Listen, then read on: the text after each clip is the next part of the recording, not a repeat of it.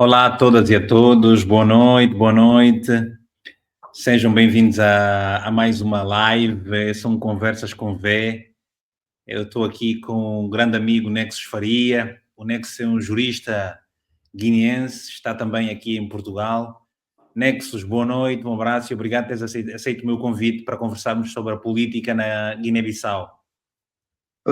Mano Vitor, olha, boa noite. Eu não sei se tinha muita opção, eu não sei. Eu, quando vi, percebi, só tinha uma opção, que era aceitar. Mas pronto, dito isto, eu estou aqui com grande gosto, como o Mano Vitor deve calcular, portanto, por variedíssimas razões, mas a mais óbvia, o Nexus, talvez é Nexus hoje, uma das pessoas responsáveis por isso é o Vitor Hugo Mendes. Então, não tenho como evitar qualquer convite que venha do lado do Vitor Hugo Mendes. Portanto, é por isso que eu estou aqui, estamos aqui. Vitor Hugo, não faças um convite. Se fizer convite, eu sou obrigado a aceitar. Imagino que saibas isso. Olha, já antes de passarmos aqui as perguntas sobre a situação política na Guiné-Bissau, quero aproveitar a ocasião para agradecer o pessoal do Che Agora Aguenta por ontem se terem disponibilizado e colaborado comigo para a transmissão daquela live com Venâncio Mondlane. Hoje são outras condições, mas garantidamente é um processo e o mais importante é que nós devemos mesmo fazer as coisas. Eu não sei se tu te lembras desta frase que é atribuída, Nexus, a Martin Luther King, que é, olha, se tu não conseguires correr, tenta andar. Se não conseguires andar, epá, vai rastejando. O mais importante é Exatamente. não, o que tu não podes fazer é parar. Portanto, é isso que aqui estamos. Eu estou num sítio que até não é meu, estou aqui a aproveitar essa ocasião, sou de Bolé, mas pronto.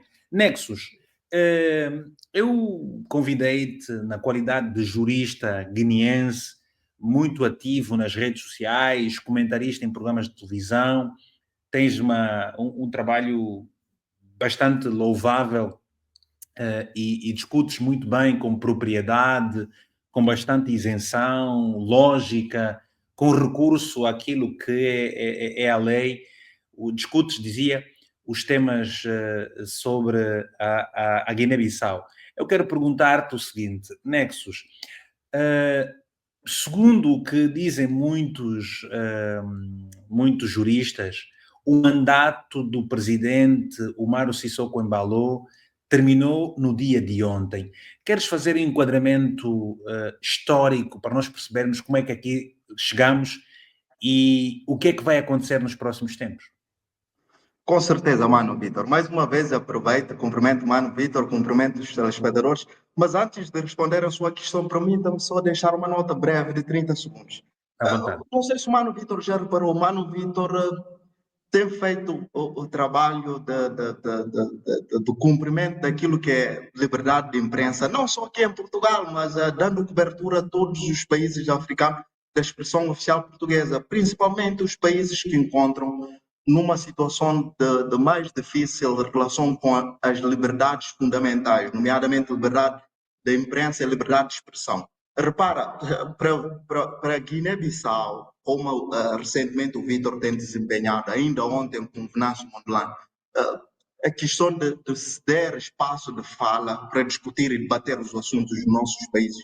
Isso não tem valor, ao menos tem, não é um valor monetário, não é um valor que se possa avaliar em dinheiro.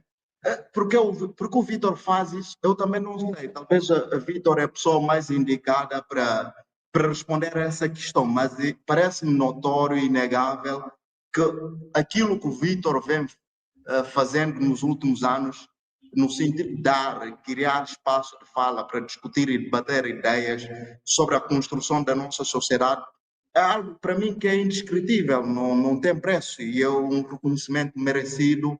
E dito isto para destacar o Vitor com relação aos demais jornalistas que fazem esse trabalho, eu acho que o Vitor deve servir de referência nesse sentido. Repara, eu digo isto com toda a modéstia, Vitor, e é importante o Vitor, se não tem, deveria ter essa noção. O Vitor faz aquilo que nenhum jornalista, ao menos na Guiné-Bissau, consegue fazer, que é colocar em discussão assuntos que são estruturantes para a Guiné-Bissau. Não só a Guiné-Bissau, mas também, nomeadamente, Angola e Moçambique. E isso aqui parece-me importante, haver esse reconhecimento, porque eu acredito que as pessoas têm que ser reconhecidas valores antes de partirem, não depois de partir. Obrigado. Então é importante que essa nota fique bem clara. Agora, retomando a sua questão, aquilo que tem que ver com o mandato do Umar Sissoko, de facto, esse entendimento do que o mandato do Umar Sissoko terminou ontem, dia 27 de fevereiro de 2025, é o entendimento mais correto e conforme a Constituição da República da Guiné e a lei eleitoral. Eu vou explicando.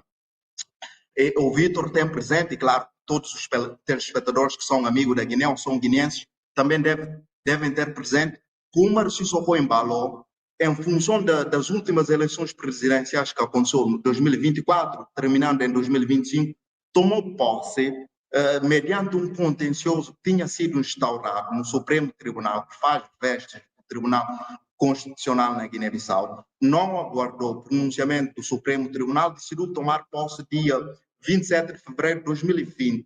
É claro, com a ajuda de alguns partidos e alguns autores que têm alguma relevância no espaço político nacional, tomou posse. Qual é o problema? É que o Umar tomou posse passando-se 8 meses, 7 meses, 8 meses, 7 ou 8 meses. Em meados de setembro, 4 de setembro de 2020, o Supremo Tribunal decidiu pronunciar-se no sentido de dar por concluído o processo o contencioso instaurado no tribunal, não dando razão ao candidato suportado pelo PSGC, candidato apoiado pelo PSGC, nesse caso Domingos Simões Pereira. E aí, por via jurisdicional ou judicial, concluiu-se o processo, mas entretanto o Umar Sissoko já tinha tomado posse e o próprio já tinha anunciado que para ele qualquer decisão ou pronunciamento que resultasse do Supremo Tribunal não teria qualquer valor. Isso aí é público, foi noticiado nos meios de comunicação, portanto também é um facto público, de conhecimento público. O que é que eu quero dizer com isto? Porque a discussão que se instala agora quanto ao fim do mandato do Umar Sissoko Embalo tem que ver com tomada de posse, porque discute-se de facto o mandato do Umar Sissoko deveria começar-se a contar a partir da tomada de posse efetiva ou após o pronunciamento do Supremo Tribunal. Não, tem que começar a contar exatamente a partir do momento que o Umar Sissoko Embalo tomou posse. Por quê? Eu tenho dito isso explicado. Posse é a investidura de uma pessoa em qualidade ou sob pretexto num cargo de um determinado facto ou de uma determinada situação. Explicando em termos mais simples, o Umar Sissoko Embalo tomou posse dia 27 de fevereiro de 2020 sob pretexto de ter vencido as eleições e alegando que a única entidade competente para pronunciar e, neste caso, declarar o vencedor das eleições na Guiné-Bissau era a CNE, a Comissão Nacional das Eleições. Ora, o Umar Sissoko Embalo tomou posse dia 27 de fevereiro de 2020, não só ocupou o Palácio da República, mas também tem recebido salário enquanto Presidente da República, tem sofrido subsídios enquanto Presidente da República, tem sofrido privilégios enquanto Presidente da República. E mais grave, tem praticado atos enquanto Presidente da República. Como é que, passados 5 anos, o Umar Sissoko pode vir e voltar e dizer não, o meu mandato não começou efetivamente quando eu tomei posse, começou-se a contar a partir do pronunciamento do Supremo Tribunal da Justiça. E a pergunta que se faz, mesmo partindo dessa premissa, então, ora, o que é que faríamos com os atos praticados pelo Umar Sissoko Embalo durante aquele período de 8, 7 meses, em que ele não era presidente? Porque ele se considera que ele, naquele período, não era o presidente da República. Significa que ele cometeu um crime de usurpação de poderes, ou seja, além de crime de usurpação de poderes, como é que íamos classificar todos aqueles atos do Umar Sissoko Embalo? Não só. Então, como é que íamos, depois de remir todo aquele processo de usufruir do salário, subsídio, porque ele tem viajado muito, não sei se sabem, o Presidente da República da Guiné tem um subsídio, não no contexto de euro, mas no contexto de franco CFA, que é um subsídio milionário que sofre de cada viagem. E como é que nós vamos processar tudo aquilo? Portanto, o Umar Sissoko Embalo, se fosse minimamente sensato, não partiria desse pressuposto, porque aí incorria em várias responsabilidades criminais. Mas, tirando isso, isso é uma falsa questão, Vítor, porque de facto tomou posse. Houve ocupação efetiva do Palácio Presidencial dia 27 de fevereiro de 2020. E havendo ocupação do Palácio Presidencial dia 27 de fevereiro de 2020, vamos começar a contar. Como é que vamos contar isso? Em função do mandato presidencial. Significa que dia 26 de fevereiro de 2021 completou-se um ano de mandato. Dia 26 de fevereiro de 2022 completou 2 anos de mandato. Dia 26 de fevereiro de 2023 completou 3 anos de mandato. Dia 26 de fevereiro de 2024 completou 4 anos de mandato. Dia 26 de fevereiro de 2025 completou 5 anos de mandato. Ou seja, dia 27, ontem, o Umar Sissoko tinha que ser substituído pelo novo presidente da República. Ora, não é isso que aconteceu e não é isso que acontece. Nexus, esta é uma situação simples, muito clara, com lógica, a realidade constitucional, e qualquer pessoa que não leu a Constituição da Guiné-Bissau consegue compreender que está tudo muito claro. E a minha pergunta a seguir, que é para os internautas jovens, que já aqui há alguém a elogiar-te pela capacidade descritiva e a capacidade argumentativa que tens, a minha pergunta é: e agora que o presidente, porquê que o presidente tem estado a tomar as posições que tomou? Portanto, ele dissolveu a Assembleia Nacional em 2023, antes da própria Assembleia ter completado um ano de exercício, coisa que a Constituição diz é que não pode ser dissolvida a Assembleia até 12 meses do seu exercício. Ela foi dissolvida. O presidente não marcou eleições legislativas, não marcou eleições presidenciais, que, como se tudo tivesse acontecer normalmente, por esta altura estaria a ser substituído. A minha pergunta é: porquê? Porquê que o presidente tem estado a tomar essas decisões, tem estado a fazer o que tem estado a fazer, esses atropelos claros que nós sentimos, mesmo não lendo, não conhecendo a Constituição guineense, mas pelas explicações que nós temos estado a receber, percebemos que aqui tem havido alguma irregularidade. Porquê que ele tem estado a tomar essa posição? Bom, Vitor, talvez a resposta mais simples é: o que nasce torto tende a morrer torto. Isso aí para dizer em termos muito simples, e o Vitor sabe, e todos os guinenses sabem, que o Umar Sissoko, a sua investidura não foi conforme a Constituição da República. Repara que o Umar chegou ao poder exatamente entrando em própria contradição com as leis da República da Guiné-Bissau, nomeadamente a Constituição da República.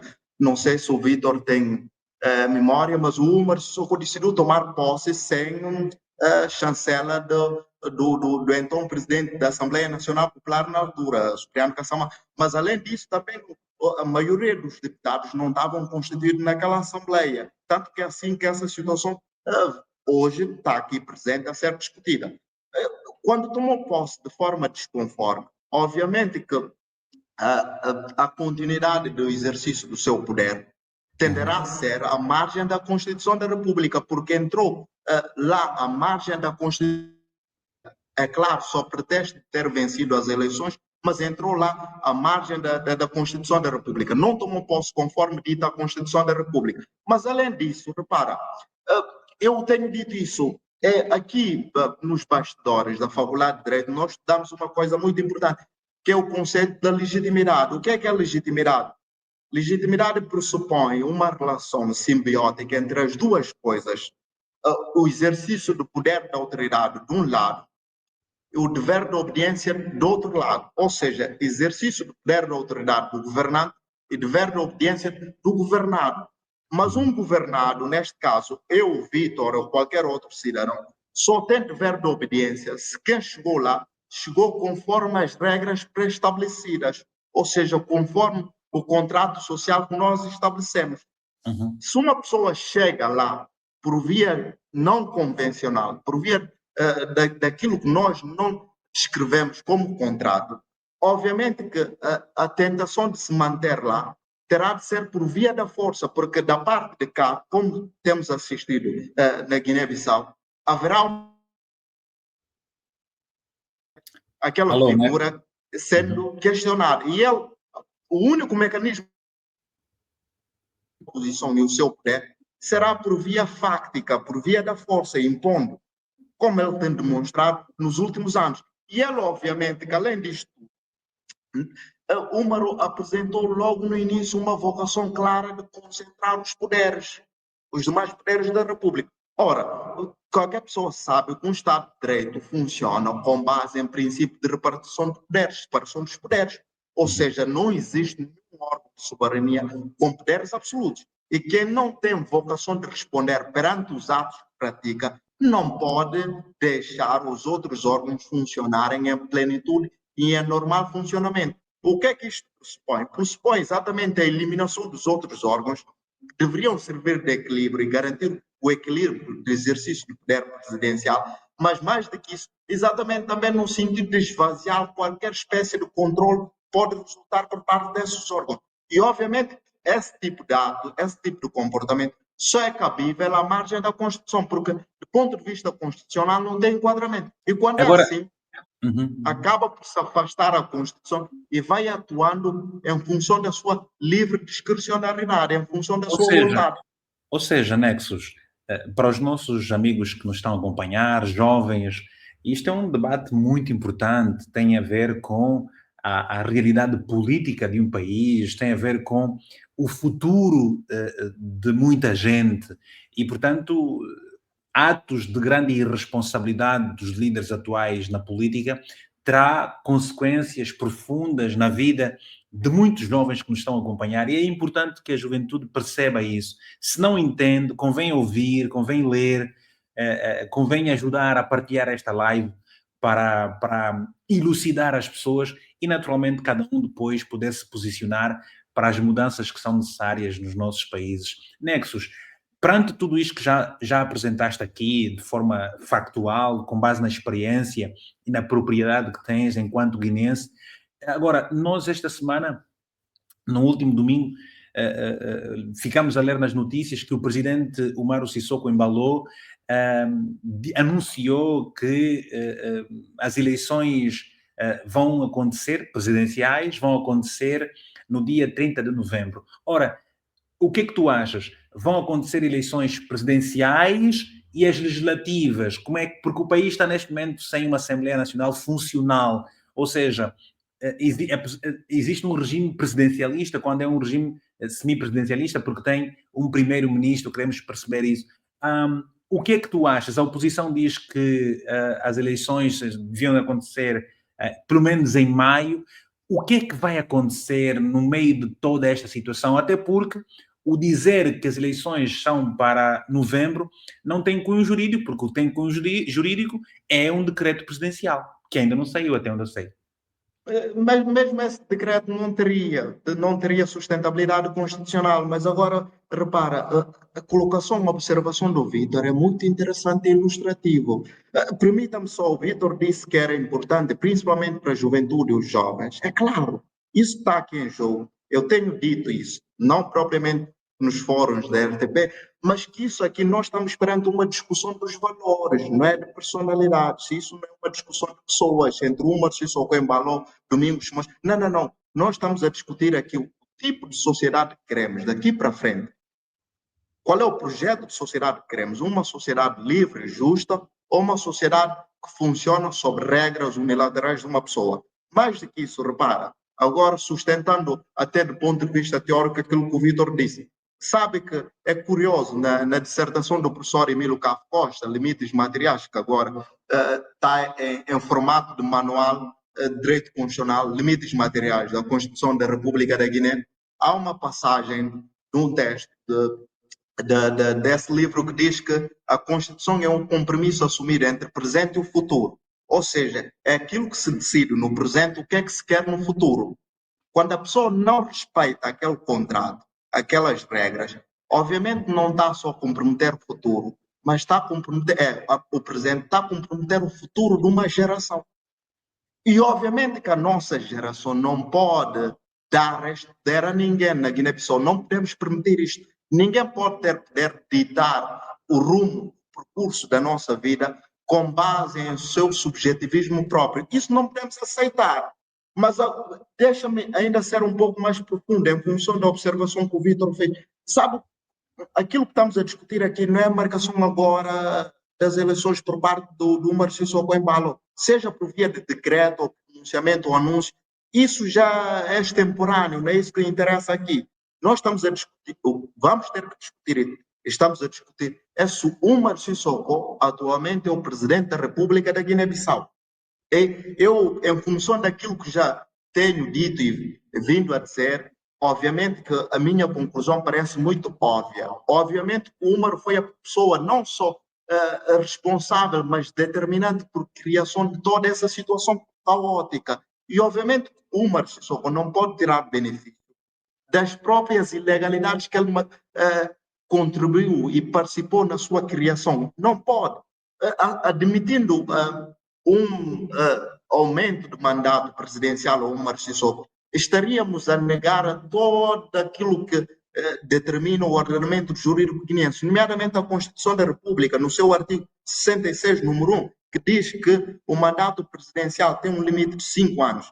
E, além disso, no artigo 2 da Constituição da República, estamos perante, neste momento, uma quebra de legitimidade democrática, ou seja, o contrato que tínhamos estabelecido com o Umar Sissoko Embalo, entre aspas, mesmo considerando o facto de que ele venceu as eleições em 2020, 19 e 20, já se concluiu. Então, o Umar Sissoko Embalo não tem nenhuma razão para continuar a estar no palácio. E não havendo eleições, obviamente o Umar Sissoko foi a pessoa responsável para nós chegarmos a essa situação. E nós não podemos ficar refém da vontade do Umar Sissoko Embalo, porque se dependesse da vontade do Umar, podemos correr o risco de nunca ter as eleições presidenciais na Guiné-Bissau. Mas esse é o deixa-me ponto. só concluir com isso, parece-me muito importante. Por exemplo, isso é, voltando até o século XVIII, o contrato social de Rousseau. Sabem o que dizia o Rousseau? Que qualquer poder, qualquer homem forte, por mais que seja forte, no capítulo 3, poder de mais forte, por mais que seja forte, por via da força fáctica, mesmo sendo por via do poder da arma, a sua força só valerá se conseguir transformar o seu poder ou a sua autoridade em direito e, com isto, resultar em dever de obediência da parte dos cidadãos. Ou seja, o que é que eu quero dizer com isto? Aquilo que se coloca neste momento, é por isso que essa narrativa de fim do mandato do 4 de setembro é muito importante. É criar uma narrativa no sentido de incutir, vender a ideia de que, de facto, o mandato do Úmaro, em função das leis estabelecidas no país, só termina dia 4 de setembro. E, sendo assim, qualquer guineense passa a ter o dever de obediência às ordens e às orientações ilegais do Umar Sissoko até dia 4 de setembro. Não, não é isso que está em causa. O mandato do Umar Sissoko cessou ontem. E cessando ontem, qualquer guineense, neste momento, constitui-se no direito e dever de não obedecer qualquer orientações ou ordem do Umar Sissoko Embalo, seja decreto ou seja pronunciamento. É isso que está a ser discutido. Pois, isso é uma questão, uma vez mais, tem exatamente a ver. O que nós podemos entender aqui é falta bom senso ou apenas uma posição do presidente que contrasta com aquilo que o próprio terá jurado, porque eu não sei, isso deve ser a coisa mais lógica. O presidente vai tomar posse, ele jura respeitar a Constituição.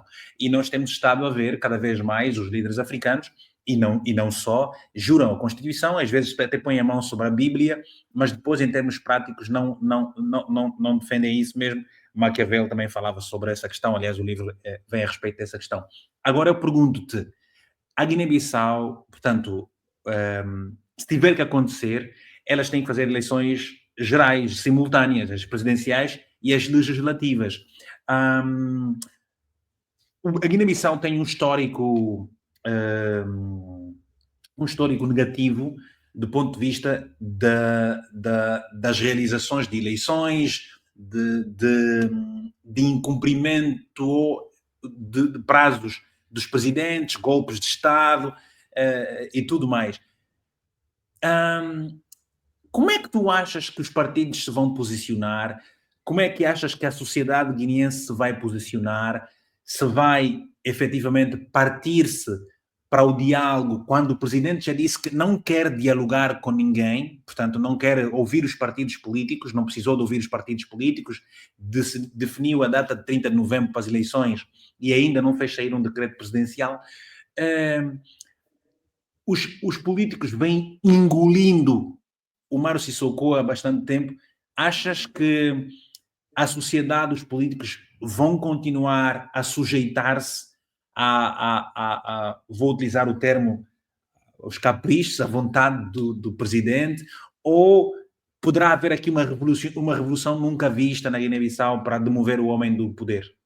Bom, eu, em função daquilo que eu já tenho dito e da minha pretensão, era, pronto, colocar um ponto, deveríamos era ter colocado um ponto final nisso há muito tempo, não agora, mas nunca é tarde para colocar um ponto final. Depois, as caracterizações e qualificações, ser revolução ou qualquer outra coisa, isso fica lá para depois. Mas o que eu acho que é muito mais importante é que numa sociedade onde há regras, todas as pessoas têm que estar submetidas a essas regras, inclusive as pessoas que estão mais altas responsabilidades do Estado. O que é que eu quero dizer com isto? Isto aqui de ficar a refém, a reboque da vontade do Mário Sissoko Embalo, obviamente não tem funcionado nesses últimos 5 anos. Eu já disse, propriamente no programa de Vítor Hugo Mendes, não é insanidade fazer a mesma coisa e esperar um resultado diferente. Olha, Vítor, repare, eu vou dizer isto também vale. Os moçambicanos tiveram essa discussão. E essa discussão haverá de acontecer em 2027 em Angola. Nós temos que decidir o tipo de sociedade que queremos. E aquilo que estamos dispostos a fazer, o preço que estamos dispostos a pagar para viabilizar esse tipo de sociedade. Repara, talvez eu sou muito novo, talvez muito mais novo até que o Vitor Gomes, mas eu nessa altura, eu vou refletindo, eu já tenho conclusões muito óbvias de... Olha, eu fiz aqui um movimento corporal para te dizer o seguinte, Nexus, há coisas que não têm exatamente só a ver com a idade, tem a ver exatamente com a maturidade, não é? Porque nós, a partir de uma certa idade, temos uma capacidade profunda de analisar os factos, os contextos e posicionarmos-nos, ok? E, portanto, porque eu tenho estado a ouvir muita gente, não vou dizer só da Guiné-Bissau, mas vou dizer de Angola, vou dizer de Moçambique, vou dizer de São Tomé e Príncipe, que vêm muitas vezes em muitos fóruns defender estupidez, defender hipocrisia, defender ignorância, defender prepotência, promoverem matumbice e coisas que eu aqui posso dar a minha opinião e no tom e com a força que eu realmente quero. Quando eu estou no meu lado profissional, eu tenho o respeito ético e deontológico por aquilo que estou a fazer. Mas eu tenho, enquanto cidadão, e aqui estou a falar enquanto cidadão, que também navega pelas redes sociais, e, portanto, Nexus Faria, eu vou-te ser sincero, o que tu dizes, como dizes, o que tu defendes, como defendes e dizes com um sentido patriótico profundo. Agora, se há outras pessoas mais velhas que conseguem ter opiniões irresponsáveis por conta de elementos e fatores que só a eles diz respeito, nós não temos que pôr em causa a idade de absolutamente ninguém, porque, apesar da idade que tens uma maturidade que vale a pena ser respeitada. É só mesmo para fazer esse ponto. Mas faz favor. Não, eu concordo, Vitor, por que eu estava a dizer isso? Porque eu, nessa altura, eu já tenho conclusões das coisas em que eu seria capaz de colocar a minha própria vida em função de determinados valores. Eu vou aqui citar 3 coisas, o Vitor há de concordar comigo, e as pessoas também que estão a assistir. Obviamente que se alguém intentar contra a vida do Vitor Hugo Mendes, por mais que o Vitor Hugo não seja uma pessoa violenta, o Vitor Hugo será convidado, sentirá vontade de defender a sua própria vida. Porque até porque legítima defesa tem enquadramento legal, tem respaldo legal, é legal, tem enquadramento legal, defesa a própria vida. Mas, além disso, se não for contra a vida do Vitor Hugo Mendes, se alguém intentar contra a vida dos seus filhos e da sua família, Vitor Hugo Mendes será tentado a reagir de forma violenta. Mas se não for contra a sua família, se decidirem agora um país ou outro país atacar Angola, Vitor Hugo Mendes sentirá-se obrigado a defender o seu país e a sua pátria. Olha, o que é que eu quero dizer com isto? Isto aqui de vender uma ideia de não violência é uma forma de legitimar a barbárie, não só na Guiné, Angola e Moçambique. E a pergunta que se faz, ora, se não querem resolver os problemas por vias institucionais, respeitando as regras dos, países, dos nossos países, quais são as alternativas que nos restam? Se não é sair à rua para restabelecer a ordem. Quais são as alternativas que restam? E obviamente que essa saída à rua tem os seus custos, e eu não ignoro esses custos, eu tenho ciência desses custos. Isso implica, eventualmente, perda de vidas humanas, que não é desejável, mas é expectável nesse tipo de acontecimento. Mas, E mas, obviamente, mas, sobre mas, essa parte, mas Nexus, deixa-me só terminar. estarão algumas pessoas a dizer, ora, porquê que eu vou para a rua, porquê que eu vou lutar, se, por exemplo, 300 moçambicanos foram mortos, centenas de outros ficaram feridos e nada aconteceu? Será que nada aconteceu? Ou como é que eu... Não, Como é que eu... não, não, não. Isso aí de que nada aconteceu, eu já discuti com um colega na faculdade, não é verdade. Ao menos pela primeira vez, Frelimo sentiu que se achava até um determinado momento que era o detentor de poder em Moçambique, já não pensa a mesma coisa, já não tem essa percepção. Portanto, além disto, as revoluções não acontecem num ato único. É uma coisa que às vezes pode acontecer num ato, num momento único, mas também pode acontecer de forma progressiva e paulatina. Olha, aquilo que aconteceu em Moçambique é semente para muita coisa que pode vir a acontecer, não só em Moçambique novamente, mas também na Guiné, eventualmente, e posteriormente em 2027 em Angola. Moçambique, os acontecimentos de Moçambique, onde produzir os seus efeitos. Repara, a forma como a juventude, por exemplo, guineense interpreta agora a realidade de lidar com o poder absoluto já não é da mesma forma que, por exemplo, a interpretação que se fazia em 2023 ou 2024. Em parte, aquilo que aconteceu em Moçambique. Idem aspas sobre a juventude angolana. Portanto, não se pode dizer que não aconteceu nada em Moçambique. Mas, além disso, recentrando só na questão da Guiné, que eu acho muito importante. O que é que eu quero dizer com isto? Nós, nesse momento, temos que perceber uma coisa muito clara. Voltando àquilo que eu disse, o poder absoluto do Umar Sissoko, as suas pretensões absolutas e ditatoriais, só terá espaço para se consolidar se, de facto, existir um consentimento da nossa parte. E esse consentimento, obviamente, que é passividade e complacência. É não fazer nada.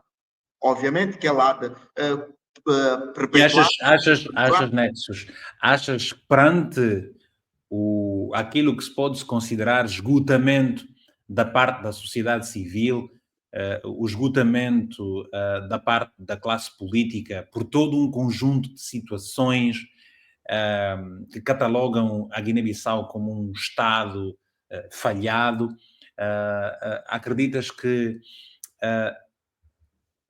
qual poderá ser o desfecho agora em 2025, pelo menos até maio, porque a oposição defende que as eleições simultâneas, presidenciais e legislativas, devam acontecer até maio. Vamos supor que o presidente, agora, nesta semana, ele não imita o decreto presidencial para maio. Porque assim, nós estamos agora em março, né, praticamente. Março, abril, maio, 2 meses. O que se diz é que para a tomada de posse são 90, tem 90 dias, não é? A Constituição diz 90 dias. O presidente diz, por exemplo, que anunciou que vai ser em novembro. Ora, se anuncia em novembro, então quer dizer que tens outubro, setembro, agosto. Em agosto tem que fazer sair o decreto presidencial. Vamos equacionar aqui vários cenários. O que é que pode acontecer Não, até o final deste ano? esta hipótese é inviável. Repara, nós chegamos aqui por vontade do Márcio Paulo.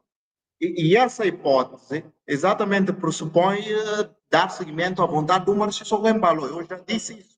É insanidade fazer a mesma coisa e esperar resultado diferente. O que é que eu acho que tem que acontecer e o que é que eu proponho? Não proponho, aliás, eu informo, porque é isso que determina a Constituição da República da Guiné e demais leis do país. O Marciso Embalo tem que ser deposto, seja por via institucional ou por via das ruas. Quem é que vai fazer isso por via institucional se o que se diz é que os diferentes órgãos de poder estão tomados pelo presidente? Ora, Vitor, repara, as forças de defesa e segurança devem-se à obediência apenas à Constituição e à lei, não às personalidades. Portanto, eu tenho dito e tenho conversado muito com muitas pessoas, nós estamos a direcionar os nossos discursos para um público-alvo pouco eficaz. Tem que se dirigir a mensagem a quem de direito para reagir e tomar as medidas necessárias para restabelecer a ordem e repor a normalidade. Repara, as forças de defesa e segurança, de acordo com a Constituição, têm o dever de defender a própria Constituição e a legalidade democrática. Ora, a legalidade democrática não pressupõe defender a vontade unilateral do Marciso Embalo. E daí que tem que se fazer um discurso para advertir, não só advertir, mas também consciencializar as pessoas que fazem parte da classe castrense. O dever que eles têm é para com a República, é para com o Estado da Guiné-Bissau, não para com a pessoa do Marciso Embalo. E sendo este o caso, obviamente que tem a responsabilidade de fazer um uso da força que tem para reporem as instituições do Estado.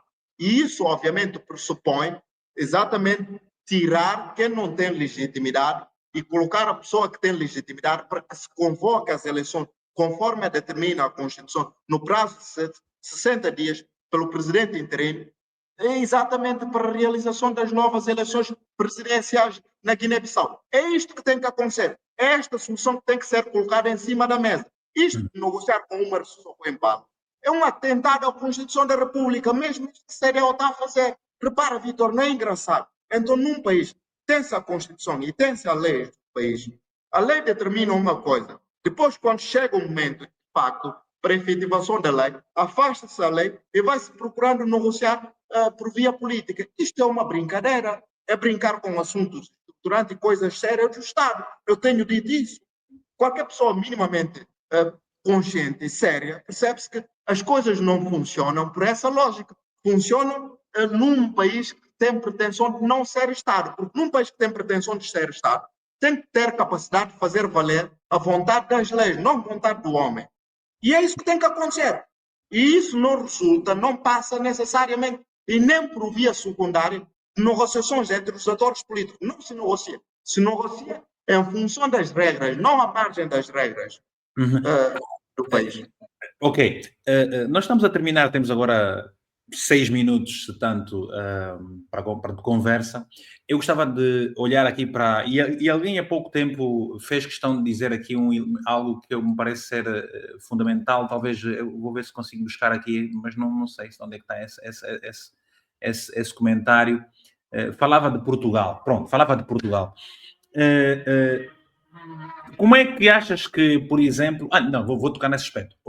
A Guiné-Bissau este ano vai acolher a cimeira da CPLP e ficará com a presidência rotativa deste órgão da comunidade. A minha questão é como é que vai ficar essa situação, sendo que o presidente termina o mandato este ano e, portanto, o país vai ficar com a presidência rotativa. Atenção que Timor-Leste já diz que não deseja que a situação, que a cimeira ocorra aqui nada, que ocorra na Guiné-Bissau.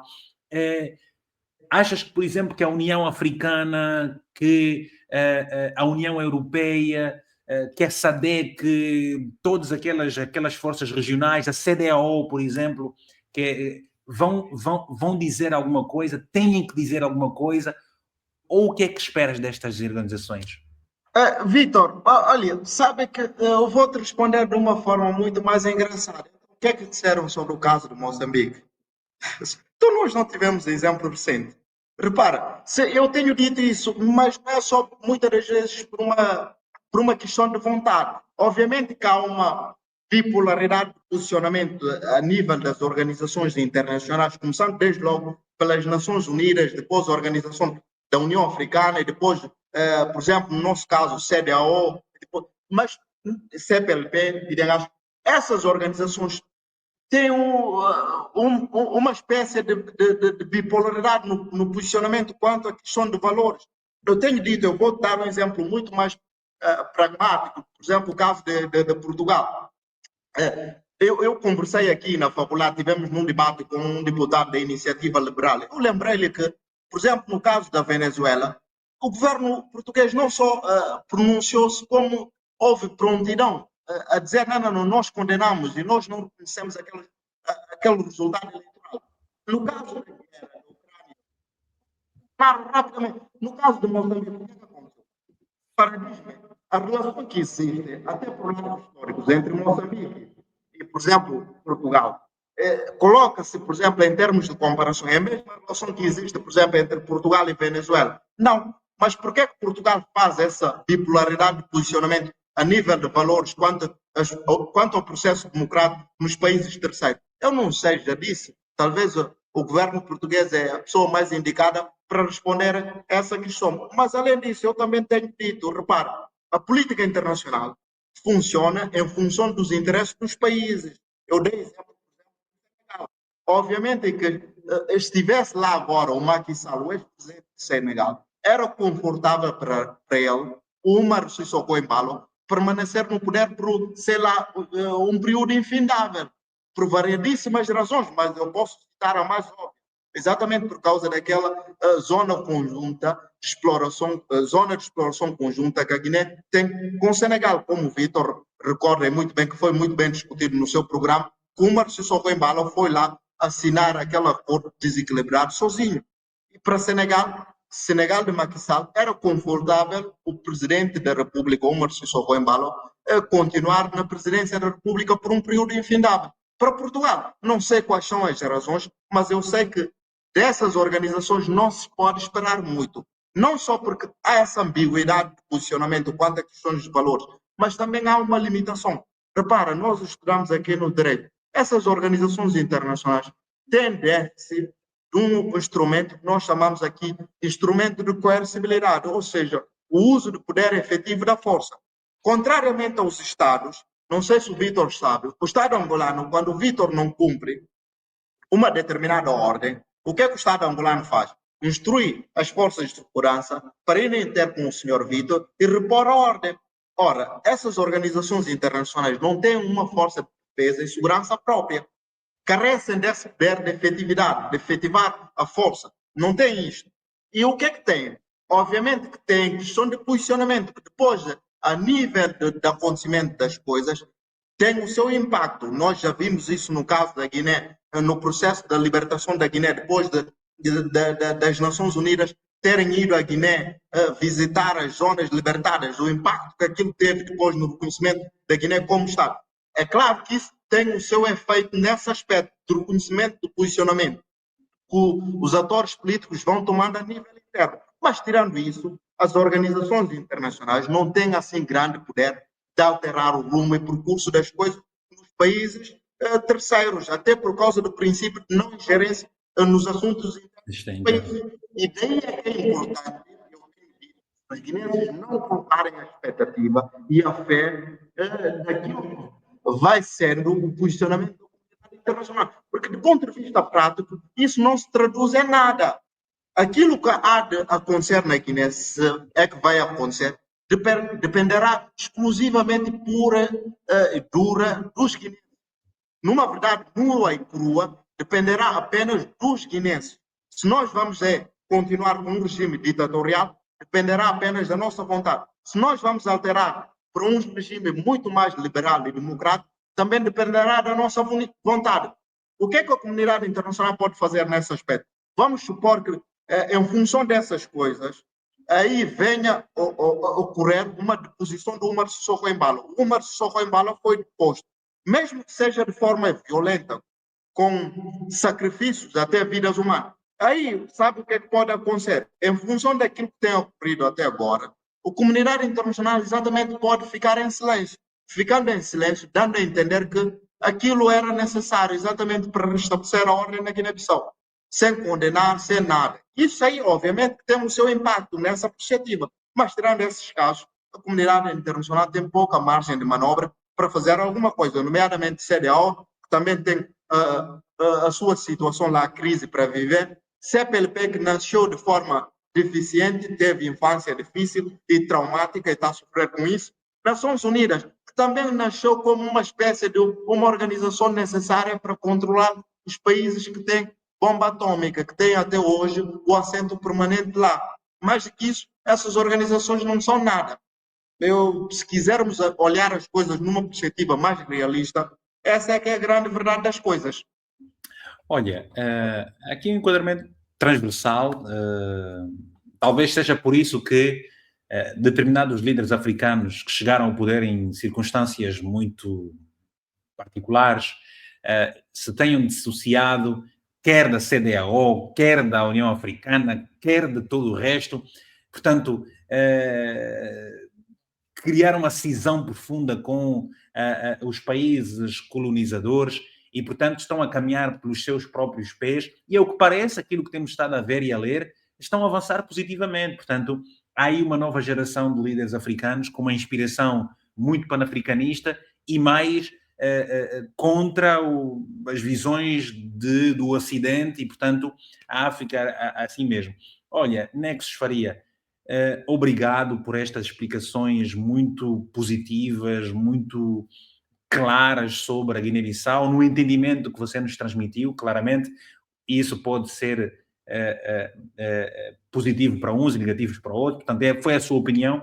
Na próxima semana vou trazer uma opinião diferente, se calhar trazer aqui um santomense, na semana a seguir um cabo-verdiano, vou andando pelos países para conversar, vai acontecer, e olha, e eu vou melhorar aqui a imagem, portanto, aqui a minha câmara, vou ver se consigo arranjar aqui um patrocínio para ter uma câmara de filmar com melhor qualidade. E é isso, eu agradeço-te verdadeiramente e estamos juntos até uma próxima oportunidade, meu caro irmão. Foi um prazer.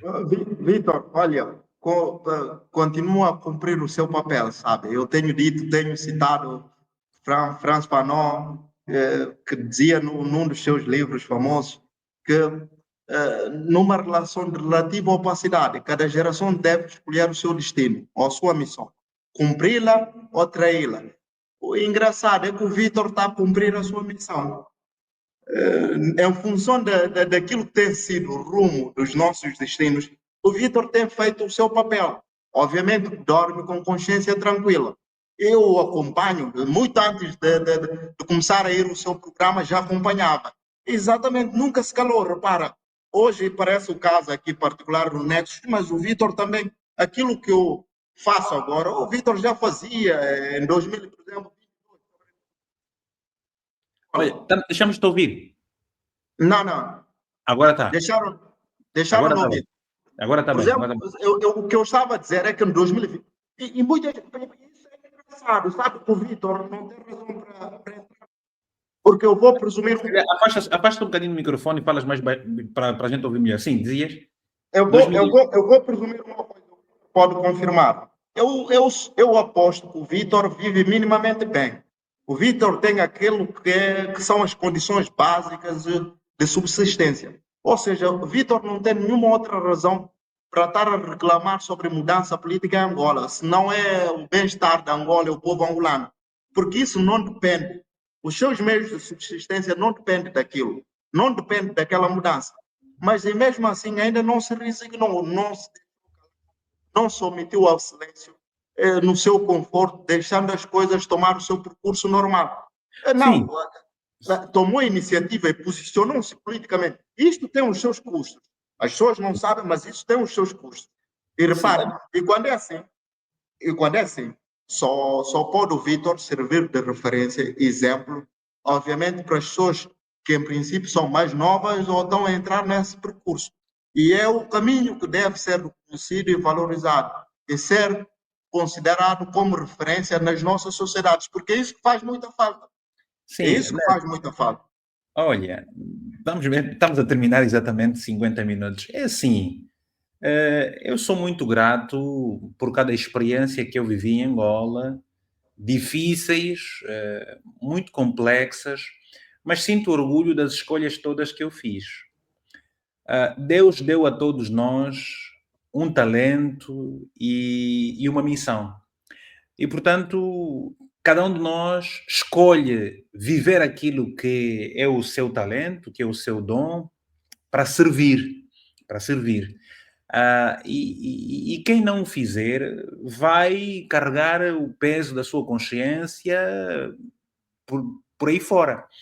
É verdade que eu, Vítor Hugo Mendes, confesso que eu ando à procura das minhas melhorias materiais, mas a minha melhoria material não me leva a não cumprir um propósito, que é exatamente nisto que eu faço, que é dar a oportunidade a outras pessoas, trazendo as pessoas para esse universo da comunicação e partilharmos, debatemos aqui. Eu tenho essa veia comunicadora, tu tens a veia da legalidade e juntos nós fazemos este exercício aqui, estamos a servir o nosso povo.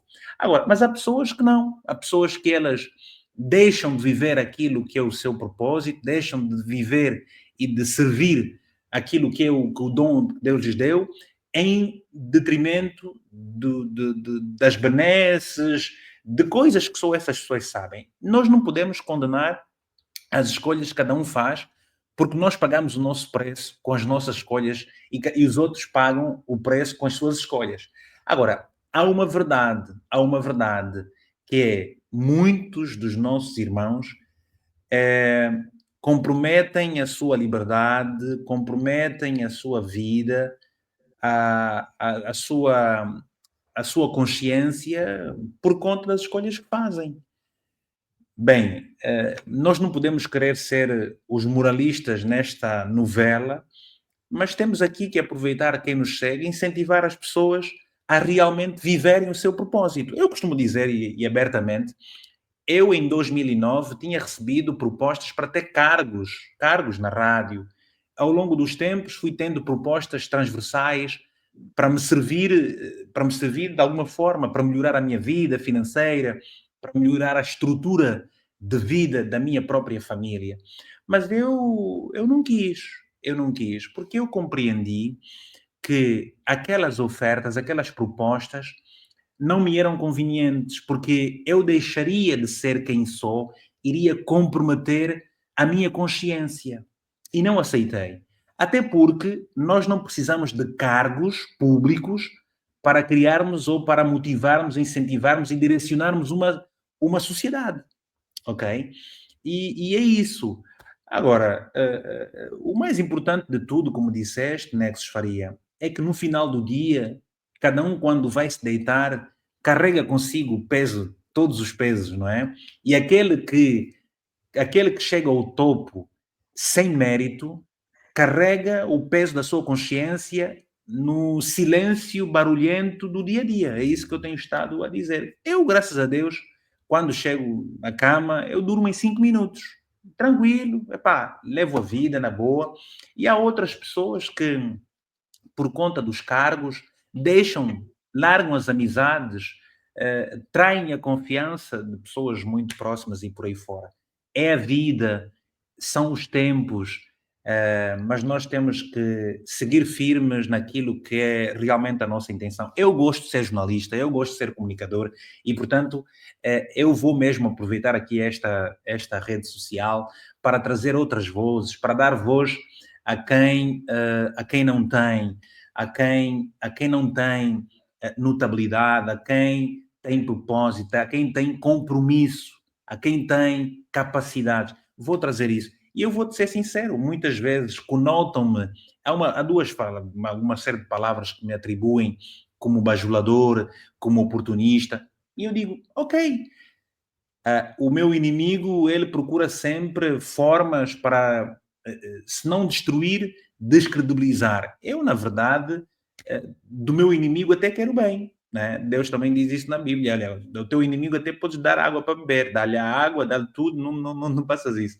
Eu costumo dizer, não, se me deram casas, cargos, dinheiros, digam-me quanto é que deram, onde é que deram, quando e tudo mais. Mas graças a Deus eu tenho estado muito tranquilo quanto a isso, porque há uma coisa que não tem lei, é a verdade.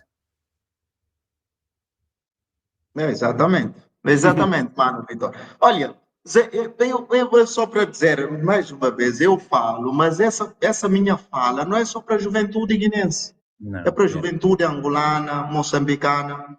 Moçambique, Santo Tomé e Cabo Verde nem tanto, mas principalmente juventude angolana, moçambicana e guinense. De facto, são esses três países onde ocorreram efetivamente a luta de libertação. Sabe o que é engraçado, principalmente para os meus camaradas e minhas camaradas da juventude? É que nós fomos prometidos um país, ou esses três países, houve promessa de um futuro melhor. Quando se proclamou a independência de setembro de 73, 1973, na Guiné, era a promessa de um país melhor, um país mais livre e justo, em que teríamos melhores condições de vida, condição de vida digna. E nós hoje estamos a reclamar exatamente desse país que foi prometido, que quer ser distorcido e vandalizado por senhores que nem sequer se dignaram a entrar nas fileiras de luta.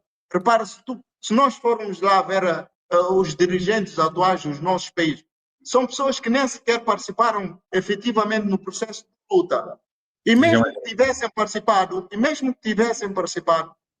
isso também não era condição de legitimidade para que destruíssem o país mais tarde, pós-independência. E é isso que não podemos aceitar. Repara, eu tenho dito isso, o preço pela liberdade na Guiné-Bissau, em Angola e Moçambique foi pago, esse preço foi pago na década de 70, foi pago. Quando houve proclamação das independências, exatamente foi proclamada nesse sentido, no sentido de dizer, não, agora aqui nos nossos países, nós somos livres, cada um, seja ele Vitor ou João, independentemente com sua consciência, pode exprimir livremente o seu pensamento sem ser condicionado, sem sofrer represálias. Quando houve proclamação de independência, foi proclamado exatamente nesse sentido. Mais do que isso, essa proclamação também aconteceu no sentido de dizer, não. Aqui no nosso país, todos que nascem têm direito à habitação condigna, têm direito à saúde, têm direito à educação. Ora, nesses três países, isso ainda é uma utopia. Uma utopia. Repara que a Milka Cabral e Agostinho Neto até têm uma frase assim semelhante, de que a luta era o programa mínimo, o programa maior era o desenvolvimento do país. O que quer Exato. dizer, entre aspas, liberdade e condição digna para todos os guineenses, moçambicanos e angolanos Vamos, na atualidade. Ora, não é isso vamos, que acontece. E estamos dispostos a pagar preço para reclamar essa agenda a custo que for necessário e a meios que for necessário. E é isso que vai acontecer na Guiné-Bissau. obrigado, E Neto é isso que Faria. vai acontecer na Guiné-Bissau. Eu vou criar aqui uma plataforma para trazer jovens, um debate de 1 hora com pelo menos 2 jovens de países diferentes, analisarmos os problemas de vários países e tudo mais. Muito obrigado, um abraço, até uma próxima oportunidade, estamos juntos, foi um prazer. Obrigado, mano. Valeu. Muito bem, obrigado a todos, fiquem bem, até a próxima.